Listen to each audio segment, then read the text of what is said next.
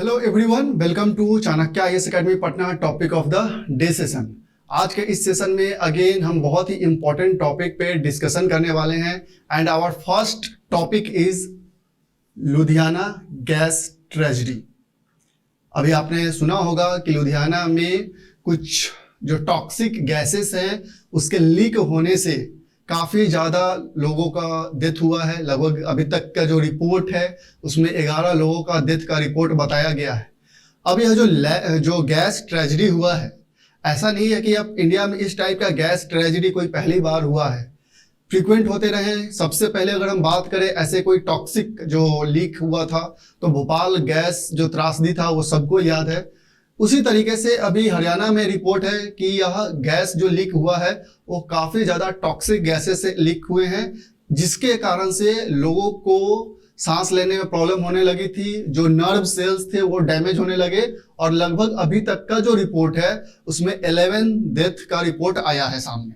तो हम बात करते हैं कि कैसे यह लुधियाना जो है जहां पे यह गैस ट्रेजेडी हुई है, किस टाइप के गैस लीक हुए हैं, आखिर उन गैसेस का क्या नेचर है और उनके लीक होने से हेल्थ पे क्या इफेक्ट हो सकता है। इंडिया में गैस लीक से रिलेटेड क्या प्रोविजंस है, क्या लॉज है, उन सब बातों पे हम चर्चा करेंगे। तो अगर हम इसकी बैकग्राउंड की बात करें तो अभी जो एनजीटी का जो नेशनल ग्रीन ट्रिब्यूनल है has formed an 8-member fact-finding committee to look into the death of 11 people due to a recent gas leak in Ludhiana district of Punjab। जो अभी गैस लीक हुआ है उसमें एनजीटी ने एक कमेटी भी गठित की है इसके लिए कि आखिर क्या कारण था इसके पीछे, इस गैस लीक के पीछे, जिससे कि अभी तक 11 डेथ हो चुका है। जो ऑटोप्सी रिपोर्ट आया है suggested that death were due to inhalation of poisoning gases. जो पॉइजनिंग गैसेस है उनके लीक होने के कारण अब वही गैसेस क्या हुआ, लोग इनहेल किए, जिससे उनका नर्व सेल डैमेज हुआ, उन्हें ब्रीदिंग में प्रॉब्लम्स आने लगी, जिसके कारण से ये डेथ हुआ। एक्सपर्ट्स का कहना है, बहुत सारे जो रिपोर्ट्स है उनका कहना है कि जो सीवर थे वहां पे जो टॉक्सिक मटेरियल्स को ड्रॉप कर दिया गया था, उसके बाद वो बहुत सारे मीथेन गैसेस से, कार्बन मोनोऑक्साइड से रिएक्ट करने के बाद ये पॉइजनस गैस इमिट हुए हैं। अगर हम बात करें इस फॉरेंसिक एक्सपर्ट्स की, they have suspected hydrogen sulphide और neurotoxic gas to be responsible for the tragedy. अब इसका नाम न्यूरोटॉक्सिक गैस क्यों है? Because this hydrogen sulphide affect the nerve cells. अब यह नर्व सेल्स को डायरेक्ट डैमेज करता है, दैट्स व्हाई इसे न्यूरोटॉक्सिक गैसेस बोला जाता है। और इस रिपोर्ट में फॉरेंसिक जो एक्सपर्ट्स है उनका कहना है इस हाइड्रोजन सल्फाइड के इनहेलेशन के कारण ही लोगों का डेथ हुआ है। आगे हम बात करें कि आखिर अब ये न्यूरोटॉक्सिक्स होते क्या हैं, क्या इनका नेचर होता है, कौन कौन से गैसेस न्यूरोटॉक्सिन गैसेस होते हैं। तो अगर हम इस न्यूरोटॉक्सिन्स की बात करें, इसका नाम जो आप देख सकते हैं neurotoxins, neurotoxins. Here neuro is basically for nerve that damage. ये जो टॉक्सिन गैसेस होते हैं वो डायरेक्टली डैमेज करते हैं इस नर्व सेल्स को। These are the poisonous substance which can affect directly the nervous system. अब जब नर्वस सिस्टम ही डैमेज हो जाता है तो जो information basically these nerve cells क्या करते हैं, ये हमारे ब्रेन तक इंफॉर्मेशन को ट्रांसमिट करते हैं। तो इसे यही डैमेज कर रहा है। ये जो पॉइजनस गैसेस है, स्पेशली द हाइड्रोजन सल्फाइड, ये हमारे नर्व सेल्स को डैमेज कर रहे हैं। इससे ब्रीदिंग प्रॉब्लम्स स्टार्ट हो रहे हैं, जिसके वजह से यह डेथ हुआ है। These substances can disrupt or even kill neurons or the nerve cells। अब बात करते हैं कि कौन कौन से ऐसे न्यूरोटॉक्सिन्स गैसेस हैं। For example methane, hydrogen sulphide, carbon monoxide and carbon dioxide are the neurotoxin gases. अगर ये अधिक मात्रा में जब आप इनहेल करने लगते हैं तो यह आपके नर्व सेल्स को डैमेज करता है, ब्रीदिंग प्रॉब्लम्स स्टार्ट होता है। अगर हम बात करें इस जो गैस ट्रेजेडी हुई है इसमें इस हाइड्रोजन सल्फाइड के लीक होने की रिपोर्ट्स आ रही है। हालांकि ये सारे गैसेस जो आपको दिख रहे हैं सबके सब न्यूरोटॉक्सिन गैसेस है, लेकिन इस ट्रेजेडी में इस हाइड्रोजन सल्फाइड जो कि काफी ज्यादा टॉक्सिक और पॉइजनस गैस है, जो डायरेक्टली अफेक्ट कर रहा है आपके नर्व सेल्स को, उस वह लीक हुआ है, जिसके कारण ये डेथ हुए हैं।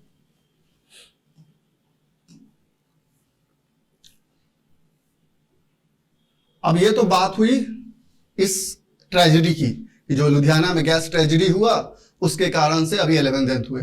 अब बात करते हैं कि आखिर क्या ऐसा प्रोविजंस है हमारे यहाँ इंडिया में जो ऐसे इवेंट से कुछ रिलेटेड है, क्या कोई लॉज हैं। तो फर्स्ट टाइम अगर हम भोपाल गैस त्रासदी की बात करें, जो भोपाल गैस ट्रेजेडी हुआ था जहां पे मिथाइल आइसोसाइनाइट गैस लीक हो गया था जिसके वजह से बहुत सारे उस समय भी डेथ हुए थे। तो उससे पहले भोपाल गैस ट्रेजेडी से पहले there is a single law IPC 8060। IPC 8060 was the only law providing safeguard against such disasters। मतलब भोपाल गैस जो ट्रेजेडी हुआ था उससे पहले ऐसा कोई प्रोविजंस, स्पेशल लॉ या कोई एक्ट नहीं था इंडिया में जो ऐसे इवेंट से डील करता। There is only a single law that is IPC 1860 which provides safeguard against such disaster। After जैसे ही भोपाल गैस त्रासदी हुआ उसके बाद Bhopal gas leak processing of claims act 1985 लाया गया। जिससे ये क्यों लाया गया था, जिसमें जो भोपाल गैस त्रासदी से लोग जो अफेक्ट हुए थे उन्हें रिलीफ प्रोवाइड करने के लिए उन्हें कुछ राइट्स प्रोवाइड करने के लिए यह एक्ट लाया गया था। After that number of acts pass किए गए। For example environment protection act, public liability insurance act. अब ये सारे एक्ट्स का मेजर एम क्या था कि ऐसे कोई भी अगर अनफॉर्चुनेट इवेंट्स होते हैं तो उससे कैसे डील किया जाए, इसके लिए ये सारे एक्ट्स लाए गए थे। तो अगर हम ये तो इन्वायरमेंट प्रोटेक्शन एक्ट है जो इन्वायरमेंट से रिलेटेड, नेचुरल डिजास्टर से रिलेटेड या फिर ऐसे कोई ट्रेजेडीज होते हैं उससे रिलेटेड प्रोविजन है इसमें।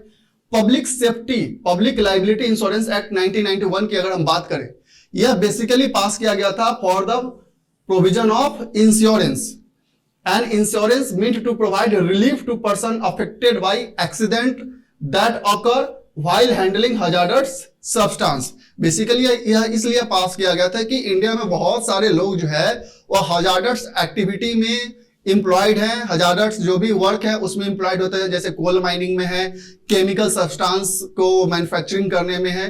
तो ऐसे जहां पे वो काम कर रहे हैं अगर वो अफेक्ट हो जाते हैं ड्यूरिंग हिज वर्क तो उन्हें इंश्योरेंस प्रोवाइड किया जाए कि अगर ऐसा उनके साथ कुछ हो जाता है, कोई एक्सीडेंट, तो उन्हें रिलीफ प्रोवाइड किया जाएगा ड्यूरिंग सच वर्क। तो जो भी लोग हजार्डस वर्क में एम्प्लॉयड है उन्हें एक इंश्योरेंस प्रोवाइड करने के लिए यह एक्ट लाया गया था, public liability insurance act 1991। After that again other provisions like manufacture, storage and import of hazardous chemicals rules 1989। 1989 में फिर से एक एक्ट लाया गया, manufacture, storage and import of hazardous chemicals rules 1989। अब इसका मेजर एम क्या था, importers must furnish complete product safety information to the competent authority. कि बहुत सारे जैसे अगर कोई भी मैन्युफैक्चरर है, कोई इंपोर्टर है जिसका मेन काम यही है कि ऐसे सब्सटेंस को वो मैन्युफैक्चर करता है या उससे रिलेटेड कोई प्रोडक्ट बनाता है, तो अगर वो बाहर से कोई केमिकल को इंपोर्ट कर रहा है तो उस केमिकल के बारे में, उस हजार्डस सब्सटेंस के बारे में वह एक कंप्लीट इंफॉर्मेशन देगा to the competent authority.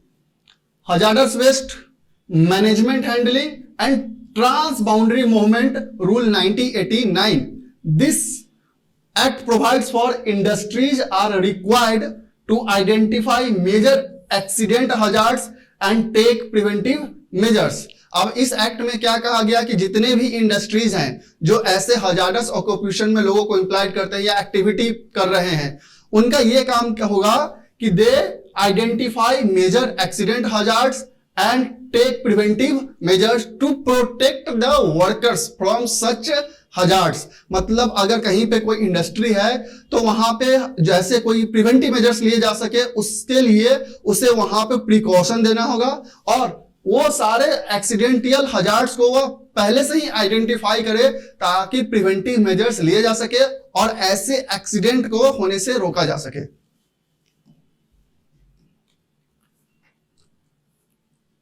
Some other provisions like chemical, accident, emergency planning, preparedness and response rules 1996। These provisions provide central government to constitute a central crisis group management of chemical accidents. अब यह इसमें provision क्या था कि यह central government को empower करता है to constitute a crisis group for the management of such chemical accidents, कि अगर ऐसा कोई केमिकल एक्सीडेंट हो जाता है तो सेंट्रल गवर्नमेंट क्या करेगा कि एक क्राइसिस ग्रुप मैनेजमेंट को प्रोवाइड करेगा, उसे कंस्टिट्यूट करेगा to for the management of such chemical accidents. Next provide किया गया 1997 national environment appellate authority act 1997। This act appellate जो एक्ट था 1997 का provides for an appellate authority can hear appeal regarding the restriction of areas in which any industry, operation or process or class of industry shall not be carried out or shall be carried out subject to EPA Act, Environment Protection Act 1986, कि अगर कोई industry ऐसे area में जाके establish कर रहा है या उस पे प्रोसेसिंग कर रहा है जहां पे जो एरियाज जो हैं, जो रिस्ट्रिक्टेड एरिया है, जो एरिया रिस्ट्रिक्टेड एरियाज है, वहां पे जाके उसके अगेंस्ट में अपील किया जा सकता है to the national environment appellate authority. अगर एनवायरमेंट प्रोटेक्शन एक्ट 1986 के तहत किसी एरिया को प्रोहिबिट किया गया है फॉर इंडस्ट्रियल पर्पस और for any other chemical industry, और अगर वहां पे ऐसा कुछ हो रहा है, then you have the right to appeal the national environment appellate authority under the environment protection act 1986। तो ये कुछ प्रोविजंस है इंडिया में, ऐसे अगर कोई ट्रेजेडीज होते हैं या इनके प्रिवेंटिव मेजर्स के लिए ये सारे प्रोविजंस लाए गए थे। लेकिन हालांकि जो भोपाल गैस ट्रेजेडी हुआ था उससे पहले इंडिया में ऐसा कोई प्रोविजन नहीं था। एक सिर्फ प्रोविजन था जो हम देखे थे आईपीसी 8060 का, लेकिन after that number of provisions आपके इंडियन गवर्नमेंट ने इंप्लीमेंट किया। लेकिन जस्ट अभी देख रहे हैं कि लुधियाना में यह एक बहुत ही हजारस गैस लीक हुआ है जिसमें 11 डेथ हो गए हैं। आज का हमारा जो दूसरा टॉपिक है, इंडियाज हंगर पैराडॉक्स। बेसिकली यह टॉपिक पे अभी जस्ट एक रिसेंट आर्टिकल था इंडियन एक्सप्रेस में, वहां से मैंने इस टॉपिक को पिक किया है। अब यह जो हंगर पैराडॉक्स है, इंडिया में जो भूखमरी की स्थिति है, इस पे यह एक रिपोर्ट था। अब इसमें हम देखेंगे कि WHO का क्या रिकमेंडेशन है, इंडिया में हंगर प्रॉब्लम से रिलेटेड क्या क्या इश्यूज हैं, और क्यों इंडिया अभी तक जो हमारा हंगर का एक टारगेट है जो SDG गोल 2 है, SDG सस्टेनेबल डेवलपमेंट गोल 2 जो है, जिसका टारगेट ही है जीरो हंगर बाय 2030, इसे अचीव करने में हमें क्या क्या प्रॉब्लम्स इंडिया फेस कर रही है, इन सब बातों पे हम चर्चा करेंगे। तो क्या कहता है यह इंडियाज हंगर पैराडॉक्स? तो यह बेसिकली एक ऐसा रिपोर्ट है जिसमें यह बताया गया है कि इंडिया को फूड सिक्योरिटी में उसके जो सेल्फ सफिशिएंसी हम कहते हैं उसमें क्या क्या इश्यूज आ रहे हैं, WHO का क्या रिकमेंडेशन है और इससे क्या क्या प्रॉब्लम्स और इमर्ज हो रहे हैं। सो यह जो आर्टिकल था, to achieve the goal of zero hunger, to achieve the goal of zero hunger, India should consider a strategic initiative aimed at eliminating food insecurity in India and ensuring affordable access with a special and immediate focus on India's youngest children। तो यह जो report था, जो India's hunger paradox है, उसका कहना है कि अगर इंडिया जीरो हंगर गोल को, SDG गोल 2 को अगर अचीव करना चाहता है, तो इसका जो एम होना चाहिए कि कैसे, किस तरीके से हम फूड इनसिक्योरिटी को एलिमिनेट करें, स्पेशली जो यंगेस्ट चिल्ड्रन ग्रुप है, जो यंग एज ग्रुप है, उनमें जो मैल न्यूट्रिशन हो रहा है बिकॉज ऑफ फूड इनसिक्योरिटी, उसे कैसे कम किया जाए। अगर इन बातों पे इंडिया अगर जोर करे, अगर उसे अचीव कर ले, तो इंडिया का जो टारगेट है, जो एम है टू जीरो हंगर का जो टारगेट है बाय 2030, वो पूरा हो सकता है। अब हम बात करेंगे कि आखिर इसमें क्या क्या प्रॉब्लम्स है, तो और WHO का क्या रिकमेंडेशन है रिगार्डिंग जो हंगर है, उसमें WHO का क्या रिकमेंडेशन है। तो अगर हम बात करें, at the 6 month of age 33% of the daily calorie intake is expected to come from food. It is presumed that child obtain the remaining calorie through on demand breast feeding. ये WHO का recommendation है। तो इसे ध्यान रखिए कि जो 6 month as होते हैं, जो बच्चा जब जन्म लेता है उसके बाद से 6 मंथ का जो उसका एज ग्रुप होता है, उसमें ऐसा कहा जाता है कि अगर 100% सपोज कर लीजिए उसे कैलोरी देना है, उसमें से 33% जो उसको इनटेक होगा, कैलोरी इनटेक होगा, वो कहां से आएगा? Is expected from food and the rest of the calorie is from breast feeding.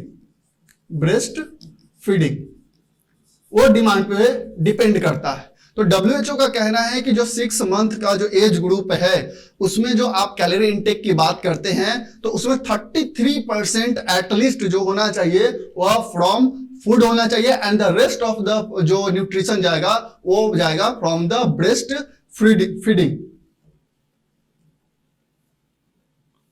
अब बात करते हैं हम सिचुएशन इन इंडिया कि आखिर इंडिया में क्या सिचुएशन है। हमारा जो हंगर जो सिचुएशन है इंडिया में, उसकी अगर स्थिति की बात करें पहले हम, तो जो नेशनल फैमिली हेल्थ सर्वे जब रिपोर्ट 5th जब ये आया था, तो according to NFHS 5 highlighted the problem of zero food. अब ये सोच रहे होंगे आप ये जीरो फूड क्या है, हम बात करेंगे इस पे। Zero food among infants and children in India.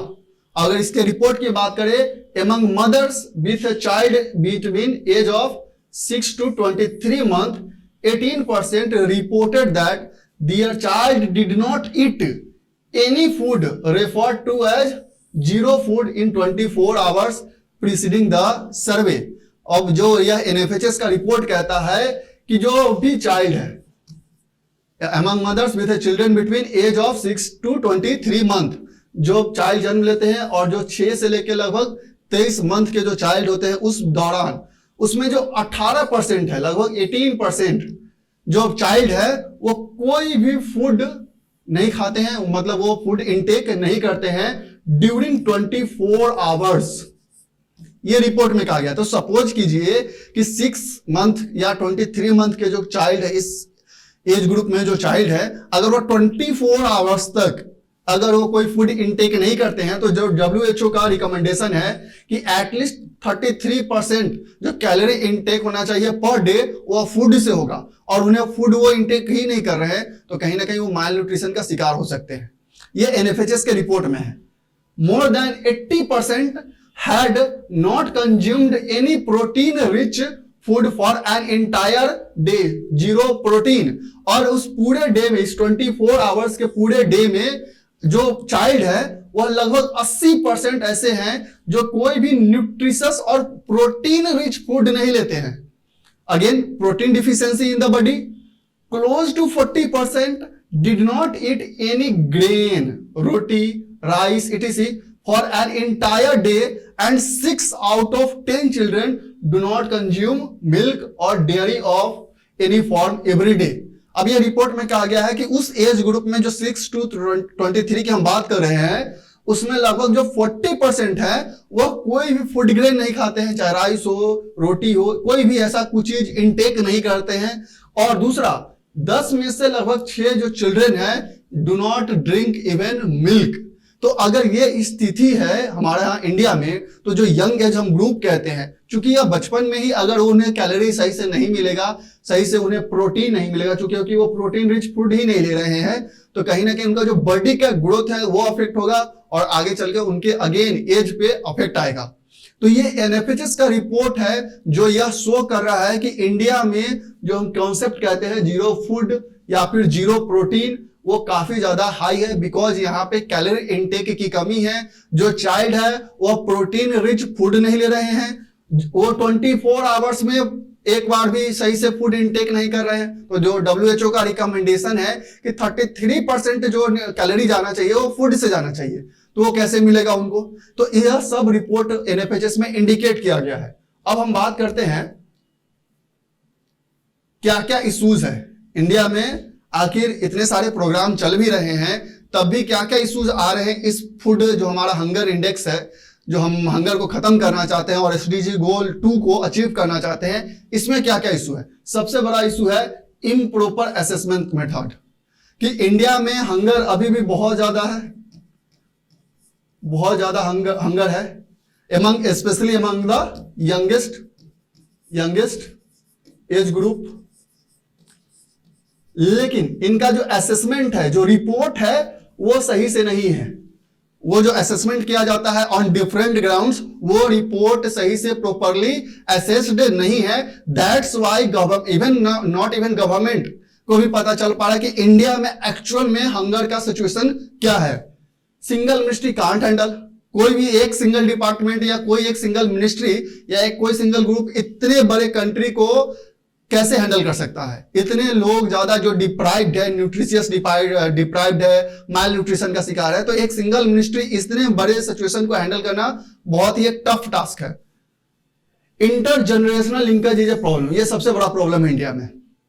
जो जनरेशन बाय जनरेशन लिंकेज है कि अगर किसी के फादर या किसी के मदर माल न्यूट्रिशन का शिकार है, अगर उन्हीं का जो चाइल्ड होगा, जो नेक्स्ट जनरेशन होगा, तो वो क्या होता है कि लिंक्ड हो जाता है एक से दूसरे में, दूसरे से तीसरे में। तो अगर उसे प्रॉपर ढंग से एसेस नहीं किया गया और उसे किसी एक लेवल पे जाके करेक्ट नहीं किया गया, न्यूट्रिशस इनटेक को नहीं बढ़ाया गया, तो यह इंटर जनरेशनल जो लिंकेज है वो धीरे धीरे बढ़ते चला जाता है, और जिसके कारण जो होता है कि वो one generation to next generation, next generation to next generation ये ट्रांसफर होते रहता है। Food is not reaching to the needy, ये सबसे बड़ा प्रॉब्लम है कि आज भी हमारे कंट्री में ऐसा सिचुएशन है कि जो बहुत सारे लोग हैं अभी भी जो एक सिंपल फूड हम कह सकते हैं उससे काफी ज्यादा डिप्राइव्ड है। जो उनको एक कैलोरी इनटेक चाहिए कि उनको इतना कैलोरी चाहिए, उससे अभी भी वो लोग डिप्राइव्ड है। जो एक स्टैंडर्ड माना जाता है कि 2400 कैलोरी चाहिए and 2100 calorie in rural areas and in urban areas, इससे वो काफी ज्यादा डिप्राइव्ड है। तो जो फूड है वो अभी भी नीडी लोगों के पास नहीं पहुंच पा रहा है। हालांकि हमारे यहाँ फूड वेस्टेज हो रहा है, बहुत सारे ऐसे घर हैं जहां पे फूड वेस्टेज, इंडिया में अभी बहुत सारा ऐसा रिपोर्ट में आया है कि food wastage day by day increase हो रहा है। बट वही फूड जो होता है, हालांकि इसके लिए बहुत सारे एनजीओ वर्क कर रहे हैं, यह एनजीओ क्या करते हैं, उस फूड को कलेक्ट करके लोगों तक पहुंचा रहे हैं। बट स्टिल जैसा हम बात कर रहे थे कि कोई एक मिनिस्ट्री या एक कोई सिंगल डिपार्टमेंट या कोई एक एनजीओ इतने बड़े लेवल पे कैसे वर्क कर सकता है। तो यही कह रहे हैं कि फूड जो है नीडी लोगों को नहीं मिल पा रहा है और फूड वेस्टेज भी हो रहा है।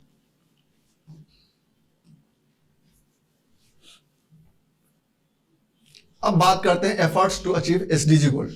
आखिर इंडियन गवर्नमेंट क्या एफर्ट ले रही है कि किस तरीके से इस एसडीजी गोल, जिसका टारगेट है जीरो हंगर बाय 2030, एसडीजी गोल जो है वह हंगर से रिलेटेड है, जिसका एम है कि 2030 तक जीरो हंगर को अचीव कर लिया जाए।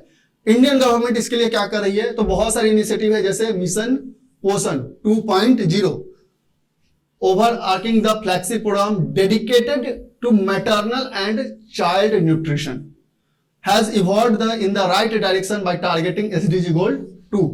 जो हमारे यहाँ पोषण अभियान जो लॉन्च हुआ था, मिशन पोषण 2.0, इसका मेजर एम क्या है, यह स्पेशली किसका टारगेट कर रहा है। हालांकि ये है सबके लिए, लेकिन जो स्पेशल टारगेट ग्रुप में है वो मैटरनल और चाइल्ड न्यूट्रिशन, जो मदर है और जो चाइल्ड है, specially in the age group जो हम बात कर रहे हैं 6 to 23 मंथ के जो चाइल्ड है, उसको कैसे न्यूट्रिशियस फूड प्रोवाइड किया जा सके, ताकि उनमें हंगर को, जो माल न्यूट्रिशन का जो शिकार हो रहे हैं वो, उसे किस तरीके से कम किया जा सके। National food security act 2013 including flagship supplementary nutrition programme service. अब इसका एम क्या है कि जो मेजर एम है कि जितने भी लोग फूड से डिप्राइव्ड हैं उसे एटलीस्ट कवर किया जाए, ताकि नीडी लोगों को फूड प्रोवाइड किया जा सके। प्रधानमंत्री गरीब कल्याण अन्न योजना, कि बहुत सारे ऐसे जो हमारे यहाँ गरीब लोग हैं, जो फैमिली हैं, जो बिलो पॉवर्टी लाइन है, अगर उन्हें वो फूड नहीं मिल पा रहा है तो प्रधानमंत्री गरीब कल्याण अन्न योजना के तहत उन्हें फूड प्रोवाइड किया जा रहा है, फूड ग्रेन प्रोवाइड किया जा रहा है, जो एक एटलीस्ट रिक्वायरमेंट है कैलोरी इनटेक का, वो उन्हें मिल सके। तो इंडियन गवर्नमेंट जो है वो बहुत सारे प्रोग्राम लॉन्च की है ताकि जो एसडीजी गोल है 2 उसे अचीव किया जा सके।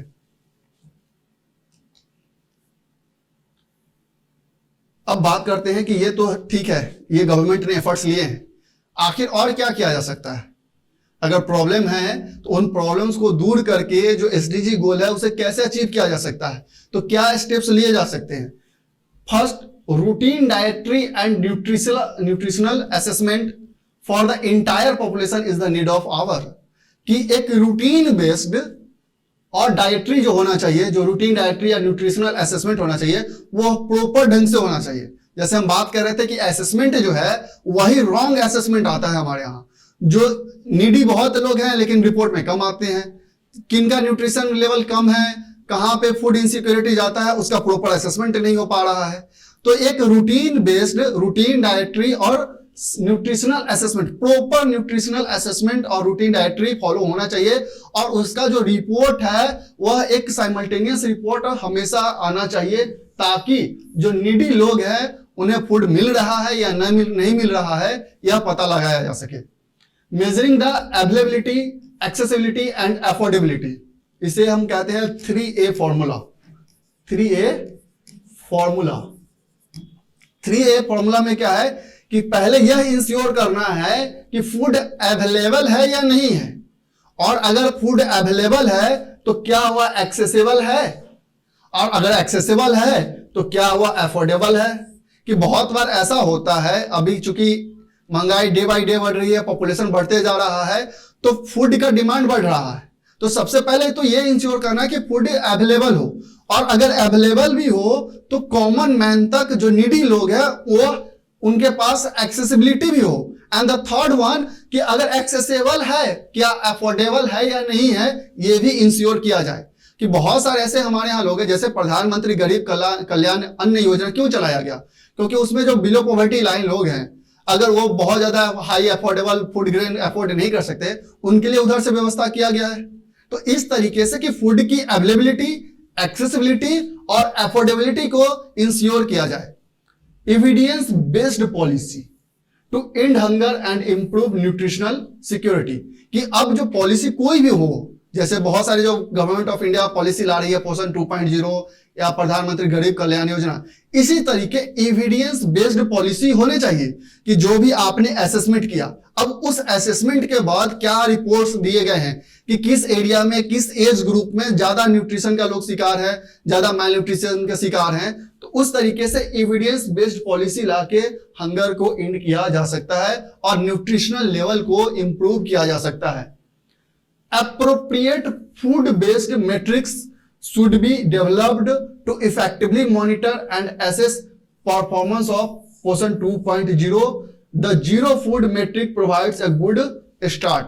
कि अब क्या होना चाहिए कि हमारा जो मेथड होना चाहिए, जो मैट्रिक्स होना चाहिए, वो फूड बेस्ड मैट्रिक्स होना चाहिए। जैसा कि आप पोषण 2.0 में देख रहे हैं कि इसका जो परफॉर्मेंस होना चाहिए वो मेजर किया जाना चाहिए on the basis of food based matrix. कि पोषण 2.0 लॉन्च हुआ, क्या यह नीडी लोगों को मिल पा रहा है, क्या जो कॉन्सेप्ट ऑफ जीरो फूड है कि 24 आवर्स में जो वह एज ग्रुप था, यंग एज ग्रुप है, वो एटलीस्ट 24 आवर्स में एक टाइम का जो 33% का कॉन्सेप्ट है WHO का, वह न्यूट्रिशन उन्हें फूड के द्वारा मिल पा रहा है।